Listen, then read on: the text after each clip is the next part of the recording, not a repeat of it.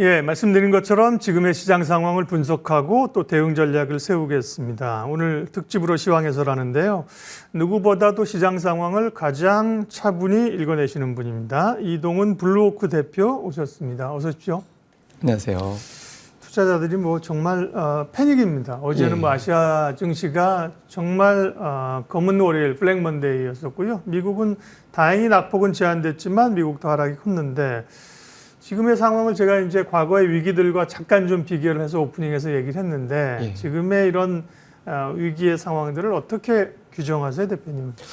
뭐 재료가 단기에 이렇게 몰려서 나온 케이스가 있나 싶기도 한데 그러니까 네. 보통 이제 경기 침체 오면 대형 이벤트가 왔을 때 경기 침체가 왔거든요. 그러니까 리먼 사태가 터진다든가 코로나가 생겼다든가 네. 우크라이나 러시아 전쟁이 터졌다든가 그러니까 이런 어떤 이벤트가 왔을 때 경기 침체가 왔는데 지금은 그런 이벤트는 아직은 없거든요. 그러니까 걱정스러운 이벤트는 있긴 하지만 그런데 자잘한 게 많이 오른 상태에서 갑자기 확 불거진 거죠. 네. 그러니까 뭐 미국의 경제 지표 부진이라든가 이런 것들 예를 들어서 고용 지표 같은 경우는 급여 생활을 계속 해야 이제 소비를 할 수 있는데 실업률이 갑자기 올라가게 되면 이제 투자자들이 부담이 되니까 여기에 대한 부담이 좀 있었고 그리고 엔캐리 같은 경우도 엔달러 환율이 갑자기 뚝 떨어지는 현상이 나타나면서 이 엔화 가치를 그동안 이제 엔캐리 자금 계속 몇십 년 동안 쓰던 자금인데 이게 빠져나가면서 이게 얼마 규모로 빠져나갈지 여기에 연결되어 있는 파생 상품 규모는 얼마나 되는지 가늠이 안 되거든요. 그러니까 여기에 대한 부담들 그다음에 뭐 최근에 일일 악재, 그러니까 엔비디아 매일 악재 나오고 있잖아요. 그래서 네. 이런 것들에 대한 부담이 겹치면서 좀 낙폭이 유난하게 좀 커졌던 그런 시기였던 것 같습니다. 네. 그러면 뭐 아직은 진행 중이라고 봐야 될 텐데요. 그 몇 가지 이유 가운데 가장 좀 직접적인 원인, 소위 뭐 어떤 예를 들면 화재의 발화지점 같은 걸 얘기한다고 하면 엔캐리 트레이딩, 엔화의 그 강세, 갑작스러운 강세로 봅니다. 예. 그 부분은 동의하시는지 그렇다면 이제 결국 이제 엔화의 향방이 중요한 거잖아요. 예. 그건 어떻게 보세요? 네. 그 날짜상으로 보면 가장 의심스러운 대목이죠. 왜냐하면 네. 7월 15일부터 시장이 좋지 않았는데 그 날짜부터 이제 일본의 어떤 엔달러 환율의 방향이 바뀌게 되면서 이때 이제 미국의 대형주들이 이제 방향이 좀 틀어지고 그렇게 되면서 이제 매도가 나오고 우리 증시를 비롯해서 주요 아시아 국가들의 어떤 움직임이 좀 대거 하락하는 그런 모습이 나왔거든요. 그래서 네.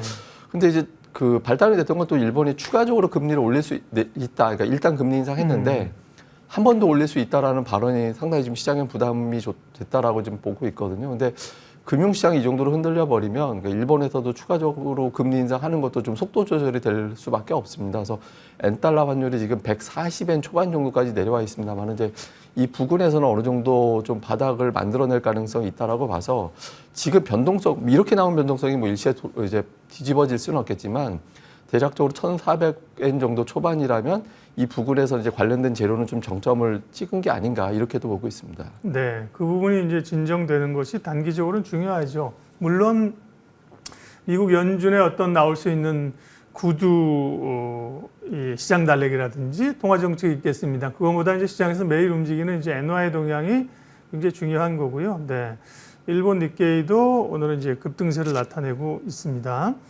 대체적으로 뭐 미국 증시도 사실 안 빠진 건 아니고 한 3%씩 많이 빠졌고 아시아 증시가 충격을 갑자기 받았고 대만도 빠졌고 그에 비하면 뭐 중화권 증시는 많이는 안 빠졌는데 사실 별로 관심은 없습니다. 중화권 증시가 잘 버텨줘서 뭐 중국에 투자하자는 사실 아닌데요. 네. 뭐 들 빠지니까 이 중국은 괜찮나 이런 얘기도 하는데요. 예. 중국이나 아시아 다른 나라 상황은 어떻게 보세요? 네. 그 중국하고 우리나라하고 좀 비슷한 게 있는 게 많이 빠진 종목군들은 어제 같은 경우는 오히려 안 빠졌거든요. 그러니까 미리 고점 대비 한 3분의 1 정도, 네. 뭐 우리가 보통 3분의 1 토막이라고 표현합니다만 이제 그 정도까지 낙폭이 컸던 종목은 예. 안 빠졌고, 그러니까 중국 같은 경우도 마찬가지입니다. 올해 들어서 가장 부진했던 국가들이다 보니까 추가적으로 하락할 여지도 없는 데다가 그리고 이제 최근에 이슈가 엔캐리였잖아요. 근데 그렇죠. 중국 쪽 투자 자금 중에 엔캐리 비중 그렇게 높다라고 분석되지는 않거든요. 예. 그러니까 매도할 수 있는 자금의 성향 자체가 좀 달랐기 때문에 중국 증시가 상대적으로 지금 국면에서는 조금 덜 빠지는 그리고 앞으로도 아마 이런 국면에서는 좀 중국이 네. 좀 덜 빠질 가능성이 있다 이렇게 보고 있습니다. 그만큼 뭐 엔캐리나 사실은 글로벌 자금들이 이제 중국에 대해서 이전만큼 포션이나 민감도가 높지 않다 이렇게 봐야 되는 거 아니겠어요, 그죠? 뭐 중국의 성장률이 예전같이 매년 뭐 6, 7% 이렇게 올라가던 네. 시기도 아니고 지금은 중국이 다시 성장률을 회복할 것이다라는 기대감도 낮잖아요. 그래서 중국 기업들에 대한 기대치 자체가 낮아졌기 때문에 중국 증시가 뭐 드라마틱하게 시장을 선도하거나 그럴 확률은 좀 낮다라고 봐야겠습니다. 네. 어쨌든 엔화의 환율의 하락, 엔화 가치의 강세가 좀 멈추기를 기대하고 그런 일정 부분 그런 시점이 된 걸로 판단을 하고 있고요. 전문가들은. 다음에 이제 경기 침체인데요. 경기 침체의 그 우려들이 굉장히 크게 그냥 갑자기 그죠? 예. 부각이 됐습니다. 그래서 어제 굴스비 총재 같은 경우도 뭐 우리가 필요하면 조치 취하지만 뭐 지표 하나 갖고 그럴 일은 아니다. 뭐 이런 약간 뉘앙스였던 것 같아요. 경기 침체에 관한 시장의 해석은 어떻게 될까요? 우리가 이 방송에 제가 7월 11일에 나왔던 방송에서 샤메 법칙을 얘기를 했었거든요. 네. 그때 뭐 이런 데이터가 있는데, 그러니까 이게 이제 만약에 수치가 올라가게 되면 뭐 경기 침체로 해석될 수 있고 그렇게 된다라면 아마 이제 그 전에 아마 연준에서 좀 행동하는 동기가 될 것 같다 이런 취지로 이야기를 했었는데 뭐 샤메 법칙 얘기도 없다가 지난주부터 갑자기 그러게요. 확 불거지고 있잖아요. 조건이 충족했다고 실업률을 데이터로 하는 경기 침체 예, 지표잖아요. 그러니까 뭐 예. 제조업 지표 부진하게 나오고 네. 그 다음에 이제 고용 뭐 실업수당 높게 나오고 실업률이 특히 4.3%까지 올라가면서 이제 충격을 줬는데, 근데 오늘 미증시에서 이제 ISM 서비스업 지수가 이 부분을 좀 상쇄시켜 준 게 좀 의미가 있다라고 보여지거든요. 그래서 그러니까 미국에서 제조업 지수가 GDP에서 차지하는 비중은 10% 정도밖에 안 되는 반면에 소비는 거의 70% 정도 되잖아요. 그러니까 서비스업 지표가 상대적으로 소비 지표에 더 근접한 지표라고 우리가 보통 보거든요. 근데 제조업 지표보다 서비스업 지표 그 안에서도 신규 주문, 그다음에 고용 지표가 잘 나왔기 때문에 경기 침체에 대한 또 우려가 좀 과장됐다 이런 부분들을 설명하는 측면이 있고요. 그다음에 또 하나는 이제 샴의 법칙에 대한 논란이 있는데, 이게 정작 샴의 법칙을 만들었던 샴은 다른 이야기를 하거든요. 근데 이 사람이 얘기하는 게 어떤 게 있냐면, 지금 데이터 차트로 이제 나가고 계신 걸 보시면 되는데, 이게 어떤 표냐면 보통 이제 사람들이 실업자로 분류가 되는 종류가 세 가지가 있습니다. 그러니까 하나는 직장에서 해고된 사람, 그리고 내가 그만둔 사람, 대학교 졸업하고 내가 취업 전선에 나선 사람, 이렇게 셋이 있는데 경기 침체에 가장 중요한 영향을 미치는 건 아무래도 해고된 사람이잖아요. 그렇죠. 근데 평균적으로 경기 침체 국면에서는 이 실업자 대해서 해고자의 비율이 3.5% 정도 나와야 되는데 최근에 2% 정도밖에 안 되거든요. 네. 그런 걸로 봤을 때는 어쨌든 지금으로서는 실업률 높다라고 해서 무작정 샴의 법칙을 적용할 시점은 아니다라고 봐야 돼서 경기 침체에 대한 우려는 조금 더 과장됐지 않았나 싶고요. 저는 그리고 7월 수치가 좀 많이 튀었다라고 생각을 하거든요. 뭐 노동부에서는 아니다라고 그런 건 아니다라고 얘기를 하지만 실제로 데이터를 보면 정전이 됐던 2주 동안 정전됐던 가정이 130만 가구가 있었고요. 기업들도 정전이 있었습니다. 그리고 날씨 때문에 나는 취업하지 못했다라고 응답한 사람이 46만 명 정도 나왔거든요. 그러니까 전달에 5만 명, 7만 명 왔다 갔다 하다가 확 튀었잖아요. 그리고 미국이 고온이 40도, 50도까지 7월에 막 치솟아 올라가면서 이것도 영향을 줬다라고 보여지거든요. 그래서 이런 고용 데이터에 따른 어떤 경기 침체로는 조금 과장됐을 가능성이 높아서 다른 이슈들까지 합쳐져가지고 낙폭을 키웠지만 경기 침체에 대해서는 좀 지나치게 시장에서 좀 과민 반응한 게 아닌가 이렇게 보고 있습니다. 네, 시장에 뭐 아까 뭐 일일 악재라고 하신 것처럼 엔비디아 얘기였습니다만 시장에 정말 첩첩산중 악재로 여겨지는 것들이 한두 가지가 아니라서요. 다음에 이제 이란과 이스라엘의 굉장히 높아진 긴장감, 지정학적 리스크인데요. 곧 뭐 오늘 내일이라도 공격한다는 얘기가 있어서 이 부분도 이 고민입니다. 어떤 형태로 어디까지 사실 전쟁이라는 게 확산될지 모르기 때문에 이게 예. 불확실성인 거잖아요. 사실은 이것도 상당히 영향을 준 것 같아요. 네. 왜냐면 앞서 제가 뭐 대형 이벤트가 있을 때 경기 침체 왔다라고 말씀드렸는데 그 마지막 사례가 우크라이나 러시아 전쟁이었잖아요. 그게 이제 인플레이션 자극하면서 그 인플레이션 때문에 경기 침체가 실제로 왔죠. 그러니까 지금으로서 현실적으로 침체를 만약에 단기적으로 만들어낸다라면 이 이슈가 될 가능성이 높기 때문에 그러니까 주목을 해야 됩니다. 근데 어제 미증시의 반응을 잘 보면 이란이 주말에 24시간 이내 공격할지도 모른다라고 했는데 그 24시간이 지나가면서 근데 공격이 안 나오니까 그래서 좀 미증시가 조금 되돌리는 네. 측면도 있었거든요. 근데 아직까지는 조금 경계감이 있다라고 하는데 현실적으로 보면 뭐 이란도 전면전 안 하겠다라고 하잖아요. 그렇죠. 그리고 지도 딱 펼쳐놓고 보면 이란 사이에 국가가 3-4개가 몰려 있습니다. 예. 이라크도 있고 요르단도 있고 시리아도 있고 그러니까 2,000km 정도 떨어져 있는데 그걸 전면전을 할 수 있다라는 건 사실 남의 나라 넘어가서 계속 해야 되기 때문에 현실적으로 좀 어려움은 있거든요. 그래서 전면전 가능성은 낮다라고 하지만 우리가 뭐 전쟁이라든가 외교 부분은 워낙 변수가 네. 많기 때문에 그러니까 이 부분은 좀 체크를 해봐야겠습니다만은 현재로서는 지금 전면전 가능성보다는 이제 단기 리스크. 이 뉴스가 4월에도 똑같았어요. 네. 4월에도 24시간 이내 공격 전면전 가능성 4월 1일, 2일 뉴스 한번 뒤져보시면 똑같은 뉴스 나왔거든요. 근데 드론하고 미사일 공격하고 그걸로 끝났었잖아요. 그렇죠. 그러니까 정치적 입지라든가 이런 걸 감안해 볼 때 이번도 좀 비슷하지 않을까라고 일단은 보고 있습니다. 물론 뭐 공격의 양상이 어떻게 나타날지가 지금 고민인데요. 역으로 보면 말씀하신 것처럼 이란이나 이란의 주변국들, 이란의 대리 세력들이 이스라엘을 또 때리는 상황이 나오게 되면 아이러니하게도 뭔가 막 폭탄이 나오고 어디가 피스됐다는 때가 주가는 오히려 그때가 살 때가 오히려, 그죠. 예, 오히려 그 이후부터 그 시점부터 미국 선물이나 지수는 오를 수도 있는 그런 변수입니다. 양날의 칼입니다. 아, 네타냐후가 너무 급발진이라 이게 그죠. 예. 예, 어려운 상황으로 계속 가고 있고요. 자, 그러면 지금 우리 시장에 충격을 주고 있는 변수들을 몇 가지 봤고요. 중요한 변수들을요. 조금 더 이 추세적인 근원적인 질문을 드리면 사실 미국의 나스닥을 중심으로 빅테크들이 최근에 올랐던 흐름들은 거부할 수 없는 인공지능 AI 트렌드의 흐름 아니었겠습니까? 그 앞에 대장주가 엔비디아가 서 있었던 건데 상당히 의구심이 있으면서 엔비디아도 주가 $100 가지고 훼손당하는 그런 국면인데요. AI와 엔비디아는 어떻게 봐야 됩니까?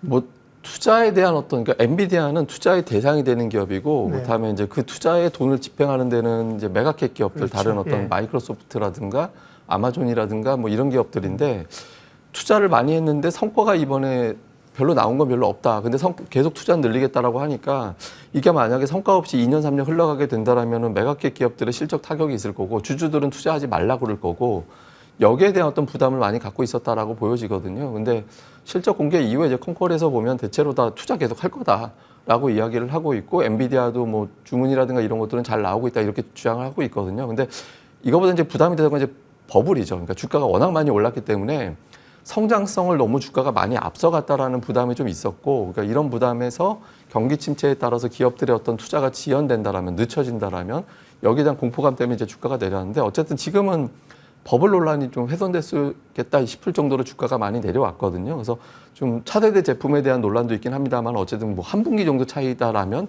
시장에서는 그렇게 크게 심각하게 받아들여지는 것 같지는 않고요. 그래서 지금은 버블 논쟁이 완전히 종료되지는 않기 때문에 네. 뭐 $100, $110 요 사이에서 좀 공방이 나오긴 하겠습니다만은 이제 어느 정도 이제 버블이 꺼졌다라는 점에서 보면 시간이 지나갈수록 이제 저점 매수도 일부 가동이 돼서 주가는 어느 정도 엔비디아 주가 기준으로는 뭐 $90, $100 부분에서는 좀 버텨내는 흐름이 나올 가능성이 높다라고 보고 있습니다. 네.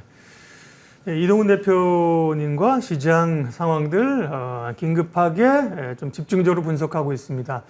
국내 투자자들은 뭐 당면하게 물론 엔비디아도 투자하시고 글로벌 변수도 보지만 당장 뭐 국내 투자한 특별히 반도체에 투자하고 있는 SK 하이닉스 같은 경우 투자했던 분들은 정말 좋았던 구간들을 다 수익을 지금 반납하고 뒤늦게 간 분들은 지금 급락하는 상황 때문에 굉장히 어렵잖아요. 국내 반도체주에 대한 전략 좀 알려주세요. 뭐 단기로는 변동성이 불가피하겠죠. 그러니까 네. 10% 주가가 빠진다라는 거는 삼성전자가 굉장히 희귀한 사례거든요. 예. 그리고 역대 낙폭 하루에 예, 그거죠? 뭐 당일에. 예.